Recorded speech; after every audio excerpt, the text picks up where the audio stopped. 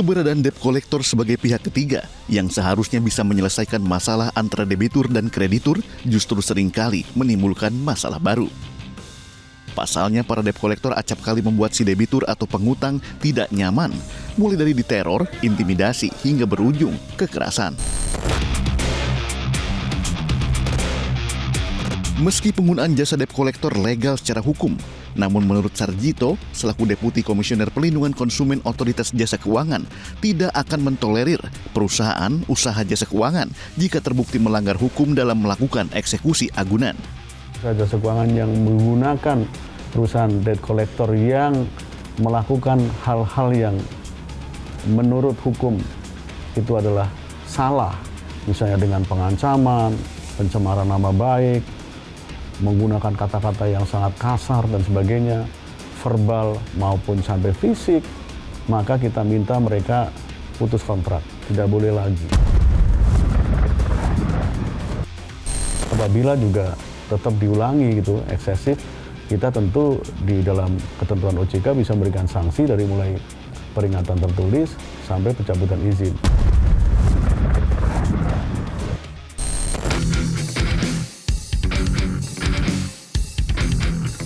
Faktanya seorang debt collector tidak boleh memaksa untuk menyita barang-barang milik debitur yang wan prestasi.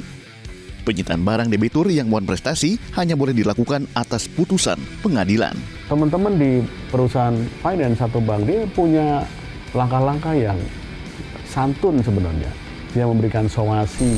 Kalau disomasi atau diperingatkan untuk bayar tidak mau bayar, maka bisa digugat ke pengadilan kalau nanti dia diputus kalah dan harus membayar. Nah, jadi sebenarnya ada lembaga penyitaan seperti itu. Nah, artinya apa? Semua dilakukan dengan resmi, dengan mekanisme terbuka.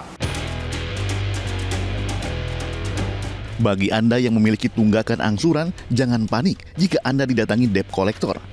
Yakinlah debt collector datang untuk menyelesaikan masalah secara baik-baik dan sesuai prosedur. Berikut tips dalam menghadapi debt collector. Terima kedatangannya dengan baik, tidak perlu menghindar karena itu akan memperburuk kondisi.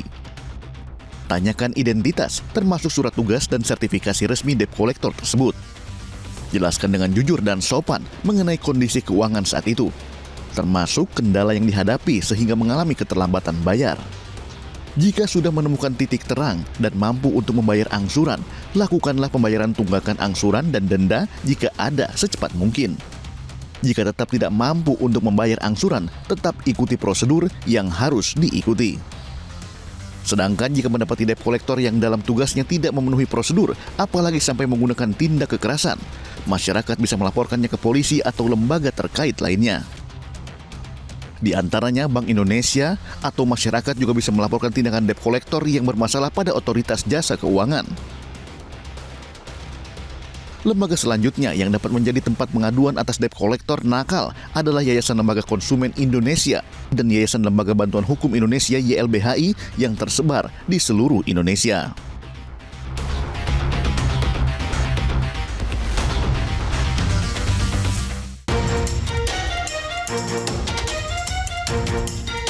Aksi penagihan debt collector dengan cara premanisme sampai teror yang horor tidak boleh terulang lagi. Peran debt collector harus kembali pada tujuan awal, yakni memberikan kontribusi positif, baik bagi kreditur maupun debitur. Sehingga tidak ada lagi aksi anarki, apalagi main hakim sendiri. Jadi jangan bilang Anda tidak tahu akan permasalahan ini, karena kami sudah memberitahukannya.